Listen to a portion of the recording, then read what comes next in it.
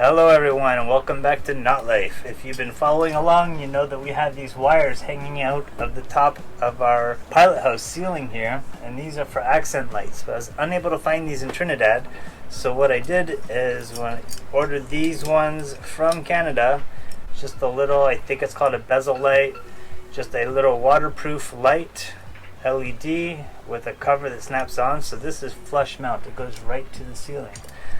So what I did to get started is I used I think this is called the bezel.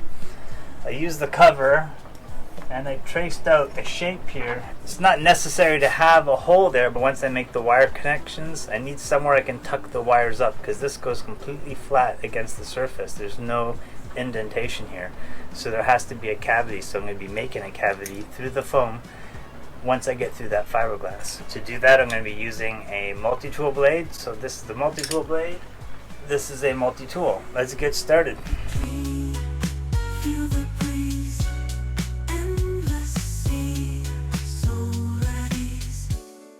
Alright, I cut those horizontal lines.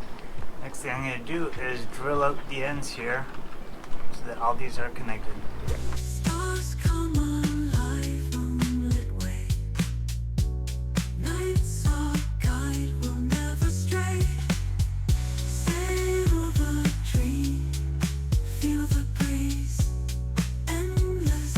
Okay, now you can see I've cut that out. I've made a nice deep crevice in there, and that should give me ample space to tuck my wires in.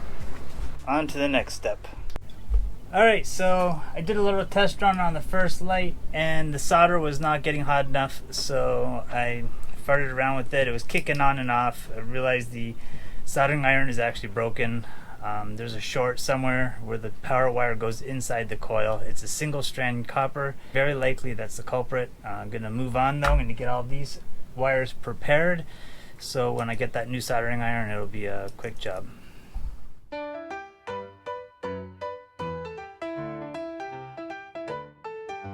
Where's my hammer? Can't you see? Toolbox empty, it's just... I'm back to work on the lights. I had an issue with the soldering gun. A long story, but I had to.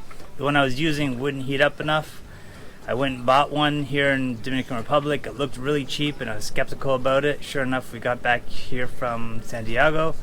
It also will not get hot enough to melt solder. While searching for a different kind of solder, I found my soldering iron had fallen through a hole in the bag and behind a piece of wood. So now I have my backup soldering iron and it works great. So I can show you what I consider to be the proper way of soldering. Alright, first thing we're going to do is cut this wire, because I'm going to be putting shrink tubes on here. So I can't solder this to a loop.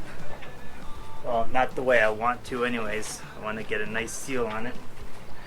I'm going to cut these pigtails down on this because we don't need so much wire hidden in there. So I'm cutting most of that off. I'm going to strip these wires back. Give myself about a bit more than a half an inch of thread, maybe 5/8 of an inch.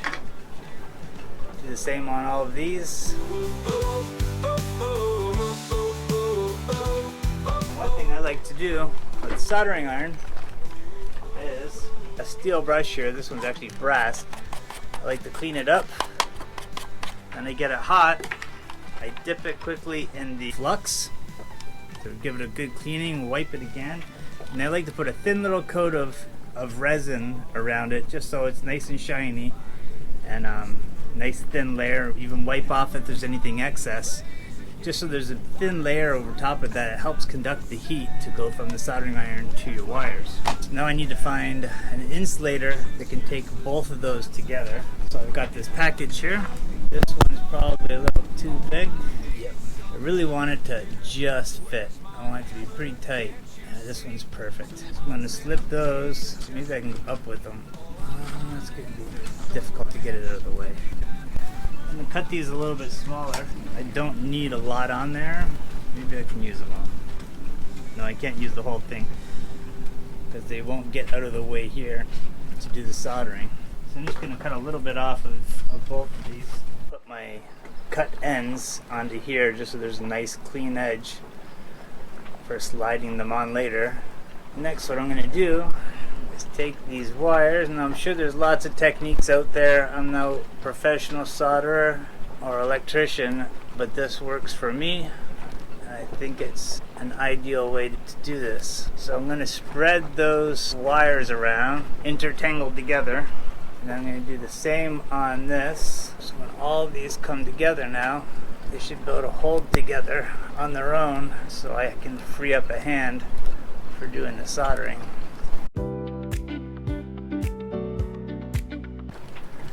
This one's got to be a little bit tighter than the next one, just because this has to hold the weight of everything while I'm setting up. I'm preparing the wires with a bit of sandpaper and flux, which helps the solder flow around the wires and make a good connection. Once coated, I'll heat the area up, being careful not to heat the shrink wrap tubing. Blueprints drawn with love and care. We create in the air. Whispers sweet as we just Heat this up. your eyes, the stars align.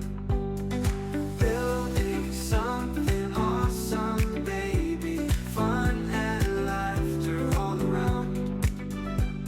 In this magic we've created, love.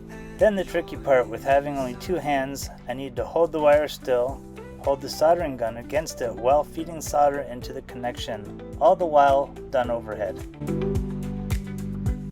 Next, I'm preparing the surface where the lights will touch the ceiling to make it as flat as possible. I have no idea what else I'm saying, because the microphone is total foobar at this point, and we're just filling in the blanks.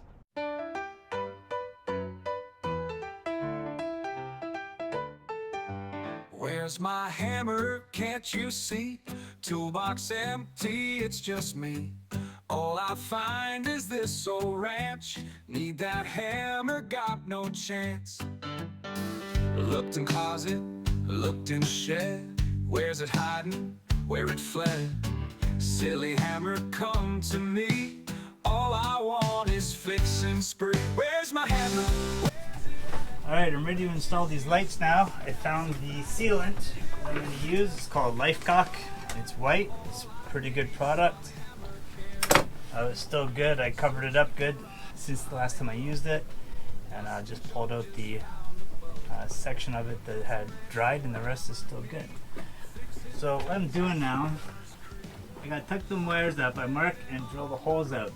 Now, one challenge I got here now is these wires are right in line with where these screws are going. So I'm just very carefully going to be drilling just to get through the fiberglass.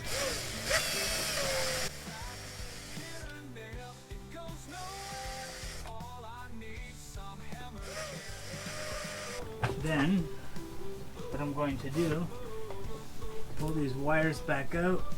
I'm going to clean out some of that foam behind the wire so that the wire can get pushed up.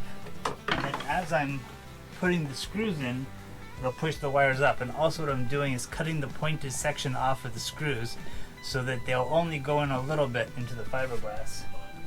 So I'm going to use this screwdriver now.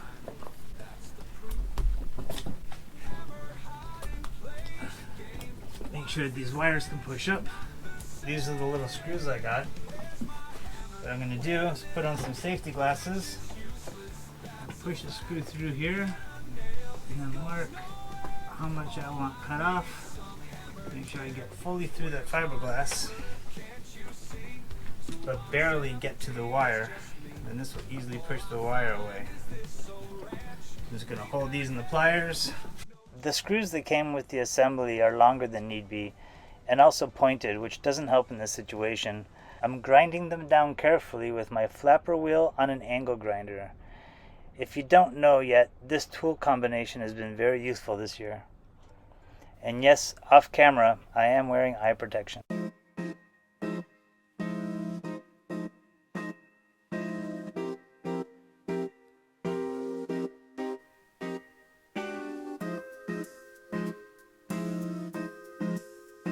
Now to wrap up this project, I apply copious amounts of white sealant around my dugout hole for the wires.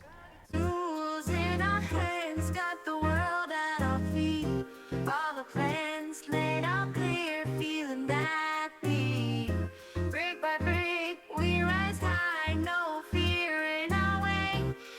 Then apply the screws in pre-drilled holes. Careful not to over-tighten. Hey, to the stars we go. Build it up, hey. Watch our dreams flow. Build it up, hey. Build it up, hey. Build it up, hey. Watch our dreams flow. Build it up. Build it up. Oh. Build it up. Watch our dreams flow. Build it up. I hope you enjoyed this little project. I've looked forward to completing this since installing the wires inside the hardtop. Our dreams flow.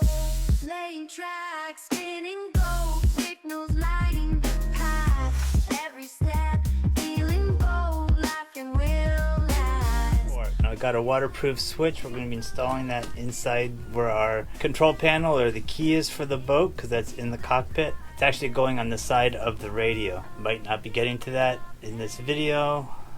We have to wait for like 2 weeks for that switch to come in. It takes time to get things here in Luperon. It's great that we can get stuff shipped here fairly easy, but it takes time. Build it up, build it up. Thanks for watching. Hope you learned some, or at least enjoyed supervising. See you next week, and consider giving this video a thumbs up. Build it up.